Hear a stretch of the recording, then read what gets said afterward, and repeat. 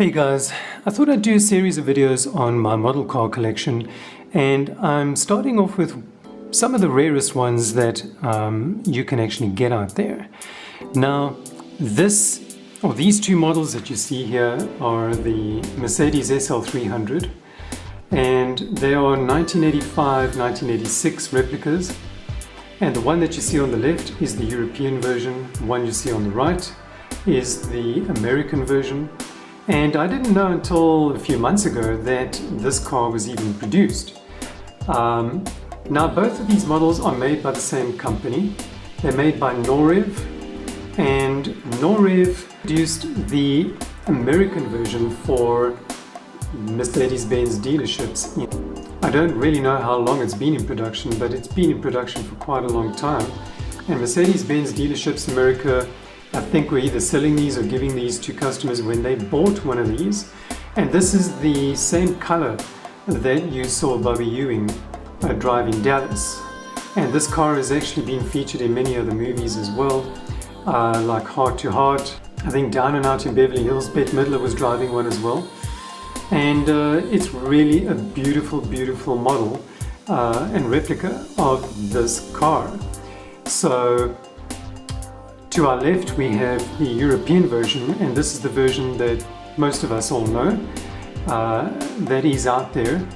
The European one is actually available on eBay. You can get them still in this color as well. It's a metallic red or bronzy red. The American one is a little more scarce. You're gonna really struggle to get one of these, and I had to pay a fair price for these. Well, for this one.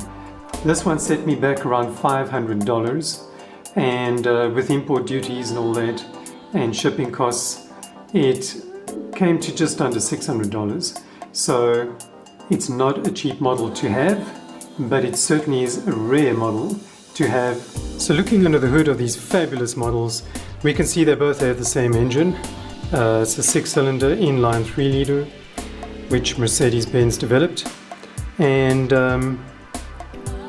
the attention to detail is quite phenomenal. You can actually see there's our VIN sticker over there, and this one has the VIN sticker as well. Now the writing on there is really so minute, it's almost like Lilliputian. Now you can still see I've got the tape that they came with in their packaging on the hood and the trunk. I'm not removing that stuff because I want them to remain in pristine condition, and they have to go back in their display cabinets, their display boxes. They actually come with a display box, and I'm going to have a cabinet built for all of my models so that I can actually display them for guests and family to see as well. But totally period correct, even the chrome windshield wipers, 100% period correct. So looking at these two from the front, obvious comparisons are the American one has round headlights, European one has square. The fog lamps on the American one are moved closer to the license plate because the license plate's smaller, but they also had to make way for these driving lights that you see down there and down there. In America it was law that you had to have sealed beam headlights, and this is why the car was designed this way. And because of the round headlights, they couldn't have the normal indicators act as a side marker as well. So they had to put orange driving lights over there. And the side markers were actually built into a little piece of indicator on the sides. Now these models, even though the steering wheel does turn the wheels very, very slightly, the front wheels do not turn very much at all. It's just the way Norev made them, and there's really nothing you can do about that. So don't try and force it if you do buy one of these. You could end up breaking the steering mechanism or the front wheels. So let's just take a look at the interior of the American one. and you can see there's some felt upholstery, there's felt for the carpets, and it even has a floor mat.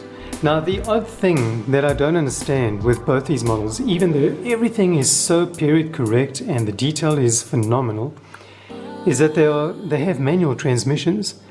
I do not know of any 300 SL in America that came with a manual transmission. I just don't know that.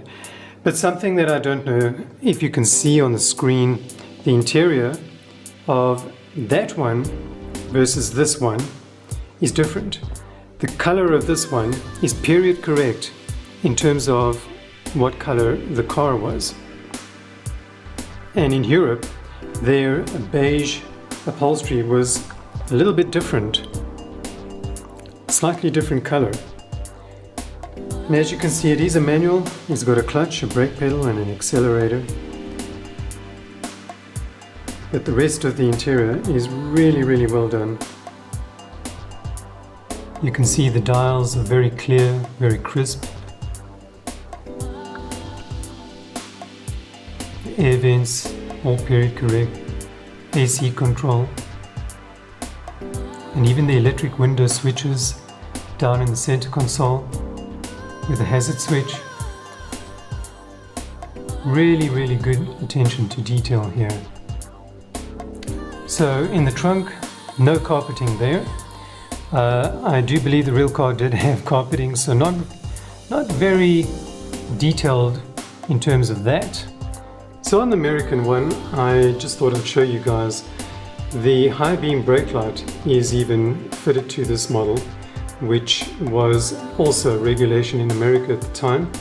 And if you look at the taillights, the red side marker is even included here, which is very good attention to detail. So the European version, all of this is just indicator. If we take a look at the European version, you can see there's no side marker over there, not like we have over there. Let's give you guys a side view of the front lights of the American one.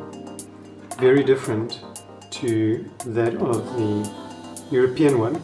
So comment down below, I mean, what do you guys think? Do you prefer the American design or the European design? Frankly, I think they both look very nice. I really like both of them because they both look like very different cars, even though they're the same car. Now these models do come with the soft top.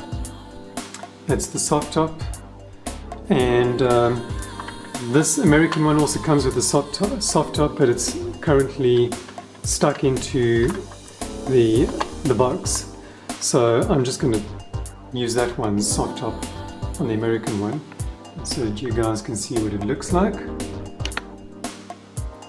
But all in all, both are very, very stunning models. Very beautiful, well detailed, well built, solid, and I just think it's amazing that this one even exists, because I was looking for a model in the American version and I found a Franklin Mint version, but it was a 1:4 scale, and I'll do a video on that one as well.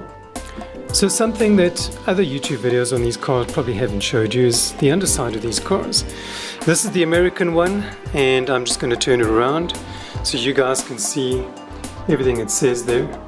And it says Mercedes Benz 300 SL, Norev 118, and these are not numbered, even though they didn't build many of them. And I got hold of Norev and I asked them if they could consider building these again and putting them back into production.